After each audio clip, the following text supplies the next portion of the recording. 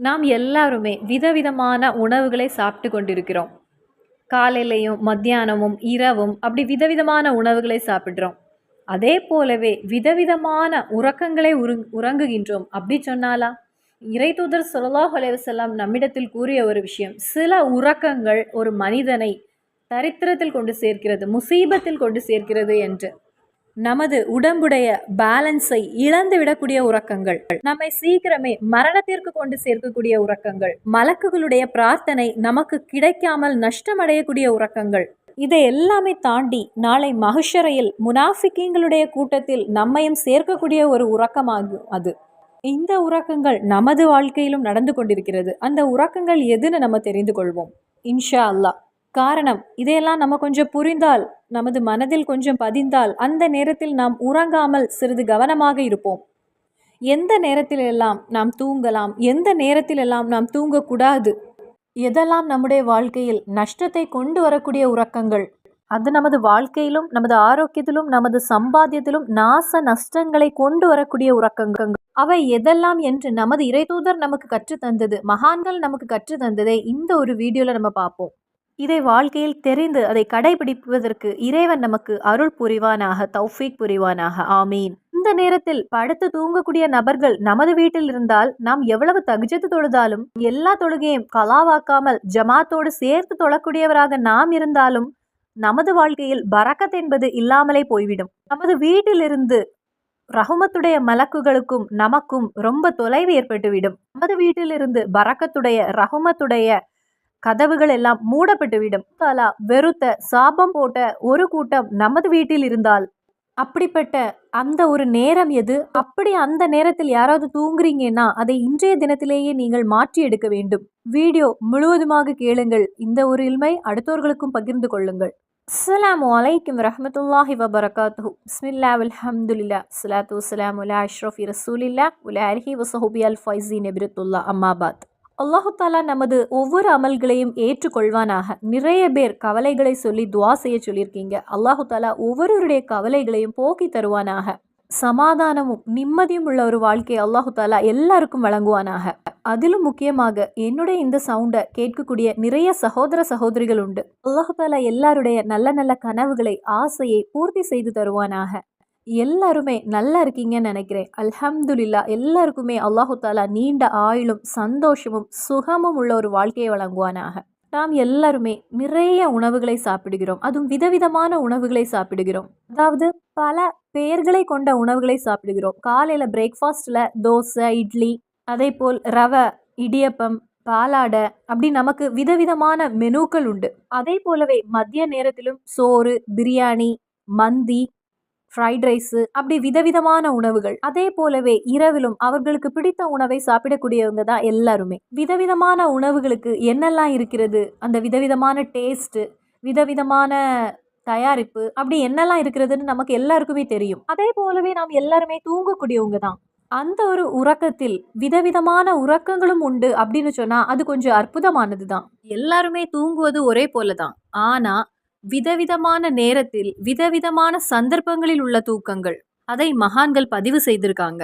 நான் இங்க சொல்லக்கூடிய ஒரு விஷயம், பெரிய அளவில் முசீபத்தை வாழ்க்கையில் கொண்டு சேர்க்கக்கூடிய சில தூக்கங்கள். நமது வாழ்க்கையில் முசீபத்துன்னு சொன்னா அளவில்லாத அளவுக்கு நமக்கு பாதிப்புகளை ஏற்படுத்தி தரக்கூடிய, அதற்கு காரணமான சில சந்தர்ப்பங்களில் உள்ள உறக்கங்கள், நமது வாழ்க்கையில் நமது ஆயுளை குறைக்கக்கூடிய, சீக்கிரம் மரணத்தை ஏற்படுத்தக்கூடிய உறக்கங்கள், நமது ஆரோக்கியம் நாசமாகுவதற்குள்ள உறக்கங்கள், நம்மை தவறுகளில் கொண்டு செல்லக்கூடிய சில உறக்கங்கள் உண்டு. அதாவது நமக்கு இடைஞ்சலை, சிரமங்களை தரக்கூடிய உறக்கம். நம்ம நினைப்போம் நமக்கு கொஞ்சம் ஓய்வெடுக்கலாம், நமக்கு கொஞ்சம் ரிலாக்ஸாக இருக்கும் என்று. ஆனால் அந்த ஒரு தூக்கத்தினால் நமக்கு வாழ்க்கையில் பல சிரமங்கள் வருவதற்கு, நமக்கு கடன் சுமைகள் வருவதற்கு, நமது ஆயுட்காலத்தை குறைத்து சீக்கிரம் மரணத்தில் கொண்டு சேர்க்கக்கூடிய சில தூக்கங்கள், நமது வீட்டிலும் நமது குடும்பத்திலும் பரக்கத்தை இழக்கதற்குள்ள சில உறக்கங்கள் உண்டு. நாம் தூங்குவதே கொஞ்சம் சமாதானத்திற்கு வேண்டி, கொஞ்சம் நிம்மதிக்கு வேண்டி. ஆனா நமது தூக்கத்தினால் பெரிய பிரச்சனை இருக்கிறதா அப்படின்னு நினைத்தா அது கிடையாது. அப்படி இல்லை. நமக்கு தூங்குவதற்கு என்று சில நேரங்கள் உண்டு. அந்த நேரத்தில் நாம் தூங்கலாம். சில தூக்கங்களால் நாம் கவனிக்காமல் இருப்பதால் நிறைய கூலிகளை நாம் இழந்து விடுகிறோம். நாம் தூங்கக்கூடிய நேரத்திலும் நமக்கு கூலி என்பது கிடைக்கும். அந்த ஒரு தூக்கத்தையே நாம் இபாதத்தாக ஆக்க முடியும். ஆனால் நமது கவனக்குறைவால் பல உறக்கங்களில் நமது கூலியை நாம் இழந்து விடுகிறோம். நமது நன்மையை நாம் இழக்கிறோம். இந்த ஒரு தூக்கத்தினால் பல மலக்குகளின் பிரார்த்தனை நாம் இழந்து விடுகின்றோம். அப்போ இன்ஷா அல்லாஹ் இன்னைக்குள்ள வீடியோல மகான்கள் நமக்கு எண்ணி எண்ணி கற்று தந்த 5 தூக்கங்கள், அதுக்கப்புறம் நான் ஒரு 7 தூக்கங்களை நான் உங்களிடம் பகிர்ந்து கொள்கிறேன். மகான்கள் தெளிவாக கற்று தந்திருக்காங்க முக்கியமான 5 உறக்கங்கள். அதே போலவே இந்த நேரத்தில் தூங்கினால் அதற்கு கிடைக்கக்கூடிய நன்மையும், இந்த நேரத்தில் தூங்கினால் அதனுடைய பாதிப்பையும் நான் கூறுகிறேன். நீங்கள் அதன் பின் தீர்மானித்துக் கொள்ளுங்கள், இந்த நேரத்தில் உங்களுக்கு தூங்கணுமா வேண்டாமா என்று. என்னுடைய உறக்கம் என்பது சரியானதா என்பதை நீங்கள் புரிந்து கொள்ளுங்கள். நாம் அதிக இபாதத்து செய்யக்கூடியவராக இருப்போம். ஆனா அந்த இபாதத்துகள் எல்லாம் உடைந்து போவதற்கு நாம் வாழ்க்கையில் அறியாமல் செய்யக்கூடிய சில விஷயங்களாக இருக்கும். அல்லாஹு தாலா பாதுகாத்துக் கொள்வானாக. அல்லாஹு தாலா நம் ஒவ்வொருவருக்கும் நல்ல விஷயங்களை கற்று அமல்கள் செய்வதற்குள்ள பாக்கியத்தை வழங்குவானாக. ஆமீன். இந்த தூக்கங்களுக்கு சில பெயர்களே இருக்கிறது, அதையும் நீங்கள் தெரிந்து கொள்ளுங்கள். முதல் தூக்கத்தின் பெயர்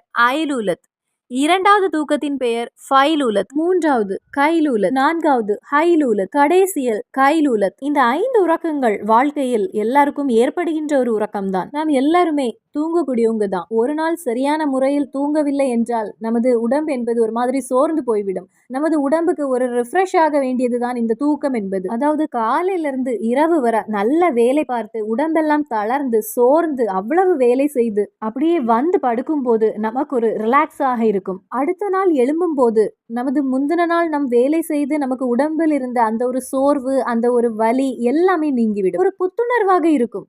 இந்த ஆற்றல் இதை கொடுத்தது யாரு? நமது ரப்பு. உறக்கத்திற்கு அல்லாஹு தாலா அவ்வளவு பவர் கொடுத்திருக்கிறான். உடம்பில் உள்ள எல்லா செல்களையும் அப்படியே வைத்து உடம்பிற்கு ஒரு ரெஃப்ரெஷ்மெண்ட் கொடுக்கிறது இந்த தூக்கம் என்பது. ஆனால் சில நேரங்களில் இந்த ஒரு ரிலாக்ஸ் என்பது நமது உடம்பிற்கு அதிக பாதிப்பை ஏற்படுத்துகிறது. நமது வாழ்க்கையில் சிரமங்களையும் கஷ்டங்களையும் ஏற்படுத்தும். நமது வாழ்க்கையில் பரக்கத் என்பது குறைய தொடங்கும். அதில் உள்ள சில தூக்கங்களை நாம் கொஞ்சம் புரிந்து கொள்வோம். காரணம், நமது வீட்டில் கணவன், மனைவி, பிள்ளைகள், சகோதரர்கள், இன்னும் தாய், தந்தை இவர்களிடத்தில் இந்த ஒரு விஷயம் இருந்தால் அவர்களை ஒன்று மாற்றி எடுப்பதற்கு அவர்களுக்கு இதை பகிர்ந்து கொள்ள வேண்டும். கண்டிப்பாக இது அதற்கு பயன்படும். ஒன்றாவது ஐலூலத். இந்த தூக்கம் எப்போது என்றால் ஃபஜருக்கு பின்னர் உள்ள, அதாவது ஃபஜரை தொழுதுவிட்டு உடனே உள்ள அந்த ஒரு தூக்கம். அதாவது இப்போ 5 மணிக்கு பாங் என்றால் சில இடங்களில் 5:30 தொழுகை என்பது முடிந்துவிடும். 5 மணிக்கு பாங்கு கேட்டவுடன் தொழுதுவிட்டு உடனே தூங்க செல்வது. இனி சிலருடைய மனதில் நான் ஃபஜர் தொழுவதில்லை என்றால் ஃபஜர் தொழாவிட்டாலும் அந்த நேரத்தில் படுத்து தூங்குவது. அப்போ இந்த ஒரு தூக்கம் என்பது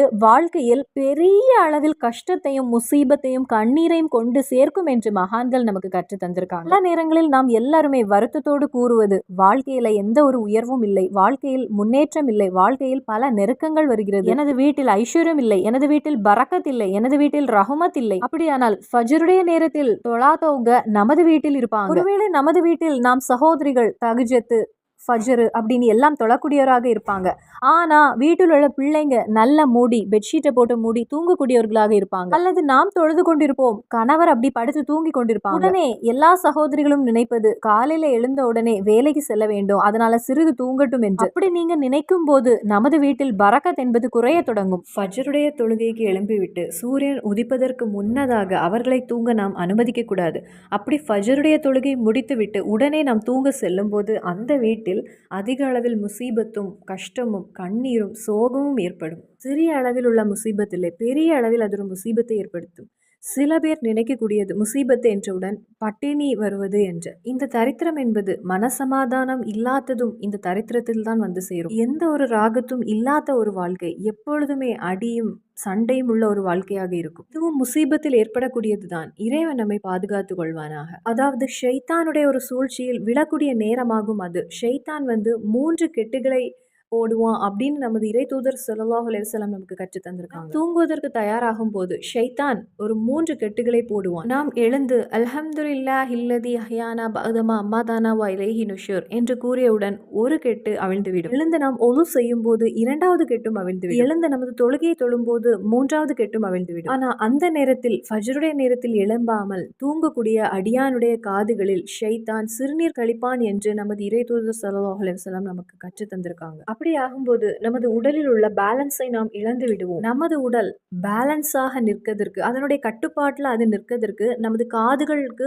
முக்கிய பங்கு இருக்கிறது. அதனாலேயே இந்த ஷைத்தான் சிறுநீர் கழித்து வரும்போது நமது உடலில் உள்ள அந்த கண்ட்ரோல் என்பதை நாம் இழக்கிறோம். அதன் பின்னர் அந்த அடியானை ஷைத்தான் அவனுடைய கட்டுப்பாட்டிற்குள் கொண்டு நடப்பான். அவனை ஆட்சி செய்வது அந்த ஷைத்தானாக இருக்கும். அந்த அடியானுடைய இபாதத்துகளை முடக்கம் செய்ய, அவனுடைய திக்ருகளை முடக்கம் செய்ய, அவனுடைய மற்ற அமல்களை முடக்கம் செய்ய, தடுப்பதற்கு, குர்ஆன் ஓதுவதை தடுப்பதற்கு, தவறுகள் செய்வதற்கு ஷைத்தான் கூடவே இருப்பான். அதன் பின்னர் ஷைத்தான் நினைக்கக்கூடியது, இவன் என்னுடைய ஆள், இவன் என்னுடைய நபர், இவனை நான் பார்த்துக் கொள்வேன் என்று. முதலில் இருப்பது சூரியன் உதிப்பதற்கு முன்னதாக நாம் தூங்குவது. அப்படி தூங்கும்போது அது ஒரு பெரிய தவறாகிறது. நம் ஷைத்தானுடைய பிடியில் மாட்டிக்கொள்கிறோம். அந்த ஒரு தூக்கத்தினால் வாழ்க்கையில் அதிக அளவில் முசீபத்து, தரித்திரம், கஷ்டம், கண்ணீர், துக்கம் எல்லாம் வந்து நிற்கும் நமது வாழ்க்கையில். இதை புரிந்து கொண்டும் நாம் அதை நிசாரமாக நினைத்து கொண்டு நாம் அதை மறுபடியும் செய்யும் போது அல்லாஹு தாலா நமக்கு அதிகமான சோதனைகளை தருவான். இரண்டாவது உறக்கம் என்பது ஃபைலூல், அதாவது நௌமுல் ஃபைலூல். இரண்டாவது லுஹாயுடைய நேரமாகும். லுஹாயுடைய நேரம் என்றால் நாம் சூரியன் உதித்து லுஹர் வரை உள்ள நேரம் என்பது லுஹாவுடைய நேரமாகும். லுஹருடைய பாங்கு கேட்பதற்கு முன்னதாக உள்ள நேரம் என்பது லுஹாயுடைய நேரமாகும். அந்த நேரத்தில் தூங்கும்போது நமது உடம்பில் அதிக அளவில் ஆரோக்கியமான பிரச்சனைகளே நமக்கு ஏற்படும். அறிவியலும் நிரூபித்திருக்கிறது அந்த நேரம் என்பது தூங்குவதற்கான நேரம் கிடையாது என்று. அந்த நேரத்தில் தூங்குவது என்பது நமது உடம்பிற்கு அதிக சோர்வையும் ஏற்படுத்தும். நமது உடலுக்கு அதிக நோய்களை ஏற்படுத்தும். நம்மை நாமே அழித்துக் கொண்டிருக்கின்றோம். வெளிநாட்டில் இருக்கக்கூடியவங்க அவங்களுடைய குடும்பத்தை காப்பாற்றுவதற்கு வேண்டி இங்கிருந்து எல்லாத்தையும் விட்டுவிட்டு அங்க சென்று கஷ்டப்படுகிறாங்க. அவங்க நைட் டியூட்டி பார்த்து விட்டு காலையில வந்து நல்லா படுத்து தூங்குவாங்க. அதுவே கொஞ்ச நாட்கள் கழியும் போது, கொஞ்ச காலங்கள் செல்லும் போதே சுகரும், பிரஷரும், கொலஸ்ட்ராலும் இப்படிப்பட்ட பல நோய்களை அது உடம்பில் ஏற்படுத்துகிறது. லுஹான் நேரத்தில் உள்ள அந்த ஒரு உறக்கம் என்பது நமது ஆரோக்கியத்தை நஷ்டமடைய செய்கிறது.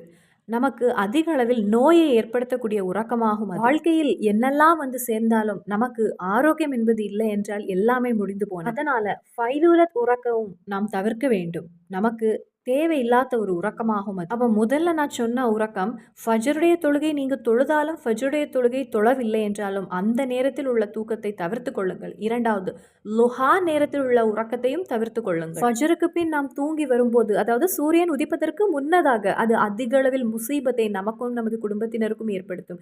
இரண்டாவது, லுஹா நேரத்தில் உள்ள உறக்கம் என்பது அது அதிக அளவில் நோயை நமக்கு ஏற்படும். மூன்றாவது உள்ள உறக்கம் என்பது கைலூலத். கைலூலத் என்பது சுன்னத்தான ஒரு உறக்கம். அதாவது நாம் தகுஜத்துக்கெல்லாம் எழும்பக்கூடியவர்களாக இருக்கும் போது லொஹருடைய தொழுகைக்கு முன்னதாக சிறிது தூங்கி எழும்புவது சுன்னத்தாகும். லுஹாயுடைய நேரம் இல்லை, லொஹருக்கு முன்னதாக ஒரு அரை மணிக்கூர் அல்லது 1 மணிக்கூர் நாம் தூங்கலாம் அந்த நேரத்தில். இனி தஹஜ்ஜுத் தொழுதவர்கள் தான் அந்த நேரத்தில் தூங்க வேண்டும் அப்படின்னு கிடையாது. யாருக்கு வேண்டுமானாலும் அந்த நேரத்தில் நாம் தூங்கும் போது நமது உடலில் எந்த ஒரு பாதிப்பும் ஏற்படுவதில்லை.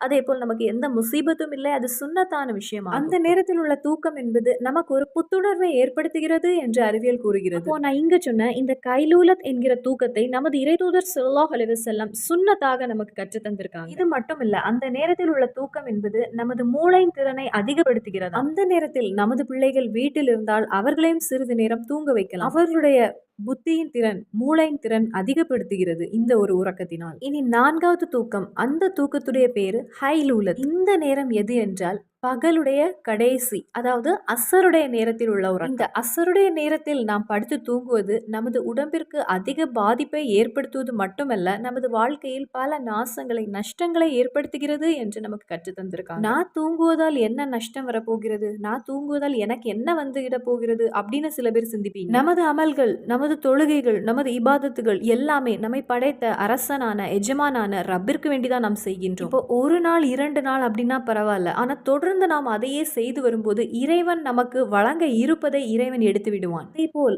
நமக்கு வரக்கூடாத ஆபத்துகள் நமக்கு வந்து சேரும். அசருடைய நேரத்தில் நாம் தூங்கும் போது அந்த நேரத்தில் நமது இபாதத்தை கூட நாம் இழக்கிறோம். அதாவது அசர் தொழுகை இழந்தவர்கள் நிறைய பேர் உண்டு. ஏனென்றால் நிறைய பேர் அதை அனுபவித்து உணர்ந்திருப்பீங்க. அந்த நேரத்தில் தூங்குவது ரொம்ப சுகமாகவும் இருக்கும். அதன் பின்னர் அவர்கள் எழும்போது மஹரிபுடைய நேரத்தில் ஆகிருக்கும். அதே போல் ஃபஜருடைய நேரத்தில் தூங்குவதும் ரொம்ப சுகமான ஒரு தூக்கம் தான். அதனால இதெல்லாமே தூங்குவதற்கு அதிக ஒரு சுகத்தை ஏற்படுத்தக்கூடிய நேரமாகும். ஷைத்தான் நம்மளை பிடித்து வைப்பான் அந்த இடங்கள். நமது இபாதத்துகளை இழப்பதற்கு வேண்டியே ஷைத்தான் நம்மளை அங்கு அப்படியே பிடித்து தூங்க வைப்பான். இபாதத்துகள் இழந்து போகிறது அப்படின்னு மட்டும் இல்ல, பயங்கரமான முசீபத்து, நமக்கு நிறைய ஆபத்தும் விபத்தும் வந்து சேருவதற்கு காரணமாக எது என்றால் அசருடைய நேரத்தில் உள்ள தூக்கம் என்பது. இறைவன் நம்மளை பாதுகாத்துக் கொள்வானாக. செய்வானாக. அப்போ நான் இப்போ சொன்ன 4 விஷயங்களில் ஒரே ஒரு உறக்கம் நமக்கு தூங்கலாம்.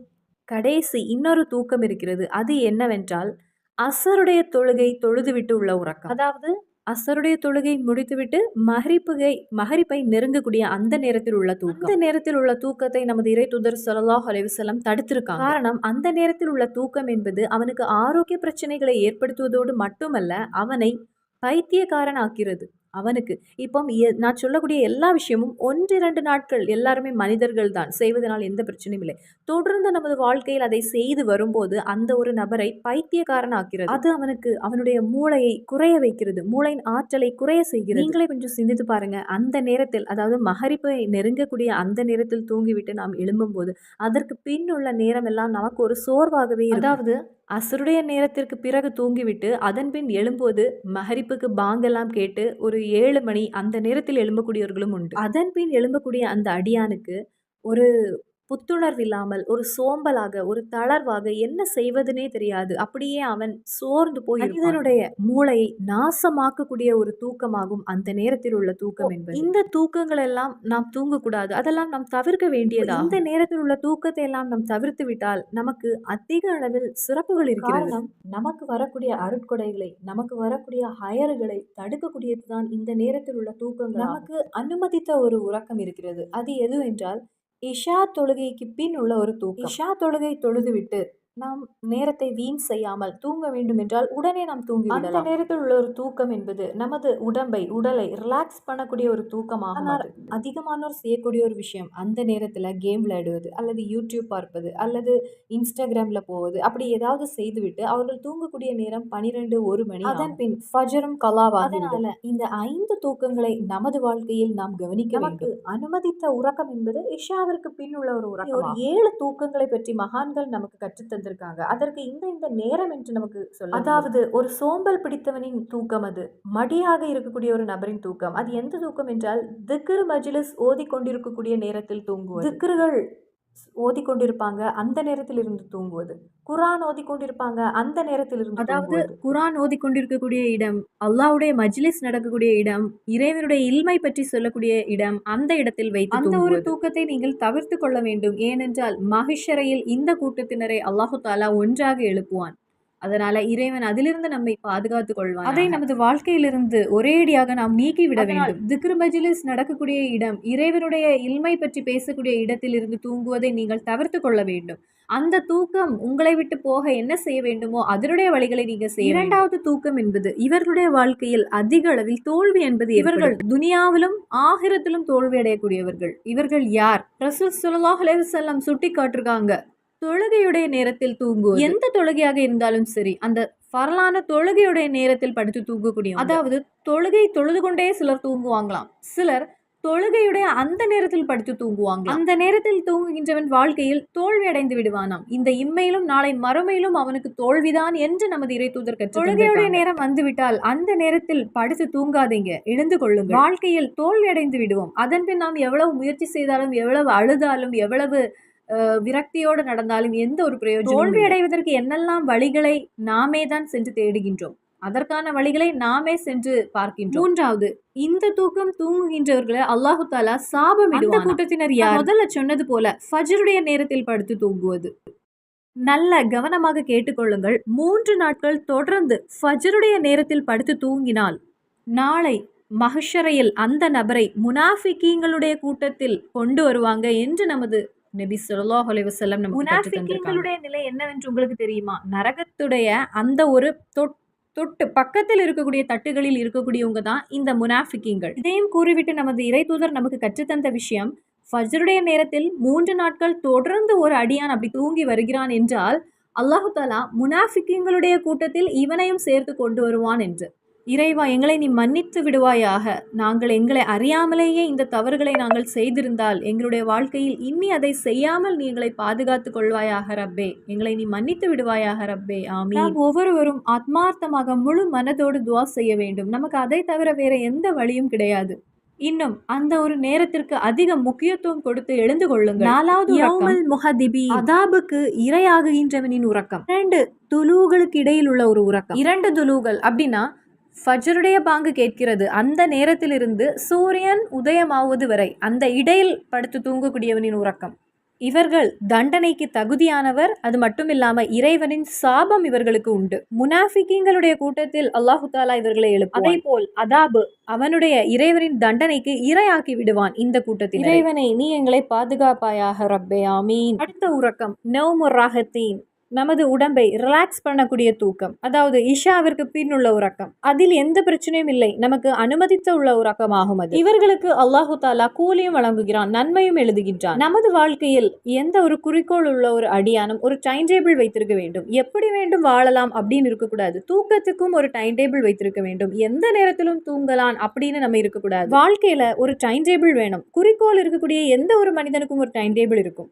எப்பொழுது நான் சாப்பிட வேண்டும், எப்பொழுது எனது வேலைகளை செய்ய வேண்டும், எப்பொழுது நான் தூங்க வேண்டும், எப்பொழுது சிறிது ஓய்வெடுக்க வேண்டும் அப்படின்னு ஒரு டைம் டேபிள் இருக்க வேண்டும் ஒவ்வொரு மனிதனுக்கும். அப்படி இருக்கும்போது இறைவனுடைய ஒரு பெரிய உதவியும் நமக்கு கிடைக்கும். அதே போல் அடுத்த உறக்கம் மஹரிப்புக்கும் எஷாவுக்கும் பின்னர் உள்ள உறக்கம். அதாவது நமது உடலுக்கு அதிக அளவில் ஒரு சோர்வு இருக்கிறது என்றால் அந்த நேரத்தில் ஒரு ரிலாக்ஸ் ஆக அந்த நேரத்தில் நாம் படுத்து தூங்கலாம். 7வது உறக்கம் நௌமுல் ஹஸ்ரா, அது தோல்வி அடையக்கூடியவனின் உறக்கமாகும். இந்த தூக்கத்தை யார் தூங்குகின்றாங்களோ அவர்களுக்கு தோல்வி என்பது உறுதியான ஒரு விஷயமாகும். அந்த ஒரு நேரத்திற்கு மதிப்பு கொடுக்காமல் யார் இருக்கிறாங்களோ அவங்களுக்கு தோல்வி என்பது உறுதி. அல்லாஹு தாலா அவனது அடிமைகளுக்கு எதையும் கொடுக்க நினைக்கக்கூடிய அந்த நேரம், அல்லாஹு தாலா ஒரு அடியான் தன்னுடைய தேவைகளை கேட்கும் போது பூர்த்தி செய்து கொடுக்கக்கூடிய அந்த நேரம் ஆன வியாழக்கிழமை இரவில், அதாவது வெள்ளிக்கிழமை, நாளை வெள்ளிக்கிழமை என்றால் இந்த வியாழக்கிழமை அந்த ஒரு மகரிப்பை தாண்டிய பின் உள்ள நேரத்தில் தூங்குவோம். இனி வியாழக்கிழமை இரவில் தூங்கக்கூடாதா அப்படின்னு கேட்டால் அப்படி கிடையாது. வியாழக்கிழமை இரவில் நீங்கள் மகரிப்புக்கு பின் ஏதாவது இபாதத்துகளை நீங்கள் செய்துவிட்டு தூங்க செல்ல வேண்டும். ஏதாவது ஒரு திக்ர் ஒரு 10 தடவை அல்லது ஒரு 2 ரக்காத் தொழுகை அப்படி ஏதாவது ஒன்றை செய்துவிட்டு அதை வெள்ளிக்கிழமையின் ராவு என்று அழைப்பாங்க. அந்த நேரத்தில் உள்ள ஒரு தூக்கம். அந்த வியாழக்கிழமை மகரிப்பை தாண்டிய பின் எல்லாரும் மறுநாள் வெள்ளிக்கிழமை என்று நாம் துவாக்கள் செய்வதும் திக்ரு ஓதுவதும் அமல்கள் செய்வதுமாக இருப்போம். அந்த நேரத்திற்கு ஒரு முக்கியத்துவம் கொடுக்காமல் அப்படியே படுத்து தூங்குகின்றவனின் நிலை தோல்வி அடைந்தவனின் நிலையாகும். அப்போ வெவ்வேறு விதமான தூக்கங்களை நம்ம பார்த்தோம். வெவ்வேறு விதமான உணவுகளை சாப்பிடுவது போல் விதவிதமான தூக்கங்களை நம்ம இப்ப பார்த்தோம். நமக்கு அனுமதிக்கப்பட்ட ராகத்துடைய உறக்கம் என்பது இஷாவிற்கு பின் உள்ள ஒரு தூக்கமாகும். இறைவன் நமக்கு அனுமதித்த நேரமாகும் அந்த இரவு என்பது. அந்த நேரத்தில் நாம் தூங்க வேண்டும். இனி தஹஜத்துடைய தொழுகைக்கு வேண்டி எழுந்த அடியான் இன்னும் ஃபஜருக்கு சீக்கிரமாகவே எழுந்த அடியானுக்கு லஹருடைய பாங்கு கேட்பதற்கு முன்னதாக ஒரு அரை மணிக்கூர் 1 மணிக்கூர் தூங்கி கொள்ளலாம். இறை தூதர் நமக்கு கற்றுத்தந்த சுன்னத்தான ஒரு விஷயமாகும். நமது உடலை ரிலாக்ஸ் ஆக வைக்கக்கூடியது இந்த ஒரு தூக்கம் என்பது. மற்ற நேரங்களில் தொடர்ந்து நாம் அப்படி தூங்கி வரும்போது நமது உடம்பிற்கும் பாதிப்பு ஏற்படுகிறது. இந்த துனியாவிலும் பல நாச நஷ்டங்களை நமக்கு ஏற்படுத்துகிறது. இனி அடுத்து தூங்கக்கூடிய நேரத்தில் நமக்கு நன்மை கிடைக்க வேண்டும், நமக்கு இறைவனிடத்திலிருந்து கூலி கிடைக்க வேண்டும். நாம் தூங்க செல்வதற்கு முன்னதாக அழகான முறையில் ஒரு ஒலு எடுத்துக்கொள்ளுங்கள், மிஸ்வாக்கு செய்து கொள்ளுங்கள். அதன் பின் நீங்கள் படுக்கக்கூடிய அந்த இடத்தை, அது பெட்டாக இருந்தாலும் எதுவாக இருந்தாலும் உதறி கொள்ளுங்கள். அதே போல அந்த படுக்கையில் அதே இடத்தில் அமர்ந்து கொண்டு சுபஹான் அல்லாஹ் 33 தடவை, அல்ஹம்துலில்லா 33 தடவை, அல்லாஹு அக்பர் 34 தடவை ஓதி நமது உடம்பில் ஊதிக்கொள்ளுங்கள். அதன்பின் சூரத்துல் ஃபாத்திஹா, சூரா ஃபலக், சூரா நாஸ், சூரா இஹ்லாஸ் ஒரு முறை ஓதிக்கொள்ளுங்கள். அதன் பின் ஒரே ஒரு ஆயத்துல் குர்சியையும் ஓதிக்கொள்ளுங்கள். இந்த முறையில் செய்துவிட்டு நாம் தூங்கும் போது இரவு முழுவதும் அல்லாஹு தாலாவின் மலக்குகள் நமக்கு வேண்டி ரப்பிடத்தில் துவா செய்து கொண்டிருப்பாங்களாம். ஆனால் இது எதுவுமே செய்யாமல் நாம் படுக்கும்போது மலக்குகளுடைய துவாவை நாம் இழந்து விடுகின்றோம்.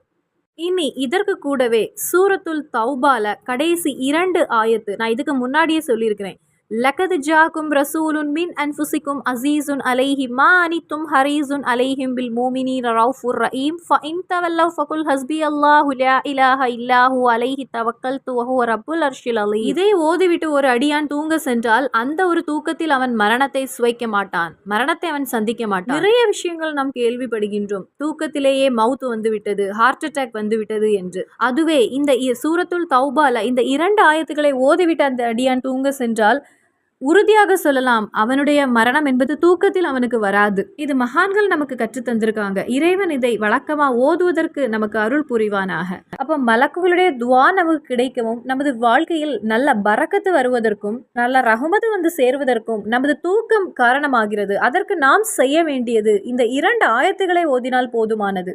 திடீர் மரணத்திலிருந்தும் நம்மளை பாதுகாக்கிறது. நாம் செய்ய வேண்டியது தூங்குவதற்கு முன்னதாக நான் சொன்ன இந்த விஷயங்களை நீங்கள் ஓதினால் போதுமானது. தூங்குவதற்கு முன்னதாக இந்த விஷயங்களை முக்கியத்துவம் கொடுக்காமல் ஓதாமல் தூங்க செல்கின்ற அந்த அடியான் எவ்வளவு விஷயங்களை வாழ்க்கையில் இழந்து விடுகின்றான். இனி தூங்குவதற்கு முன்னதாக நமது இறை தூதர் கற்று தந்த மற்றொரு துவா இருக்கிறது. பிஸ்மிக அல்லாஹும்ம அமூது வாஹியா. இறைவனுடைய திருநாமம் கொண்டு நான் தூங்க செல்கின்றேன். அவன்தான் என்னை வாழ வைப்பவனும் அவன்தான் என்னை மரணமடைய செய்ய வைப்பவனும். பிஸ்மிக அல்லாஹும்ம அஹியா வ அமூத். அதே போல் காலையில் அல்லாஹ் உங்களுக்கு மறுபடியும் ஒரு நாளை தந்திருக்கிறான். அப்போ நீங்க எழும்பிய உடனே அல்ஹம்துலில்லா என்று கூறி அல்ஹம்துலில்லாஹில்லதி அஹ்யானா பஅதமா அமாதானா வ இலைஹி நுஷூர். அதாவது நமது தூக்கம் என்பது சிறிய மரணம் போல ஆகும். அந்த தூக்கத்திலிருந்து இறைவன் மறுபடியும் நம்மை எழுப்புகிறான். அப்போ நமக்கு அதற்கு அல்ஹம்துலில்லா என்று கூறுகிறோம். அப்படி சொல்லிதான் அந்த ஒரு நாளை நாம் தொடங்க வேண்டும். அல்லாஹு தாலா நாம் ஒவ்வொருவருக்கும் அமல்கள் செய்வதற்கு சின்ன சின்ன இந்த துவாக்கள் மூலமாக நாளை நாம் சொர்க்கம் சென்று கொண்டே இருப்போம் நாமே அறியாமல். அதெல்லாம் நமது வாழ்க்கையில் செய்வதற்கு இறைவன் அருள் புரிவானாக. ஆமீன். நமது தூக்கமும் இறைவனுக்கு பொருத்தப்பட்ட தூக்கத்தில் ஆக்கி தருவானாக. ஆமீன். இன்னொரு வீடியோவை மறுபடியும் சந்திப்போம். அஸ்ஸலாமு அலைக்கும் வரஹ்மத்துல்லாஹி வபரகாத்துஹு.